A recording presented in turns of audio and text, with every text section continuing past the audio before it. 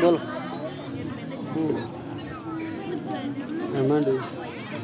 હે માં કુળદેવી ખોડિયાર શું કામ હતું તારા વંશની રખેવાળ મારી માં હવે તો હદ થઈ છે હે બેટા સ્વામી ગભરાશ નહીં તે મને ઓળખી હું ખરા વખતે ખરીમાં ખોડિયા બેટા આ તારી કાયાને કઈ દુઃખ થાય છે બેટા ના ના માતાજી આત્મા તો બહુ આનંદમાં રહે છે માં પણ બધા મળી મારી મસ્કરી કરે છે માં એ ધીરાય મને આડી આવે છે બેટા તારી સાથે સોચરે જતી પાછી ગયો અને કામણ કરાવ્યું છે અને પૂતળું બનાવ્યું છે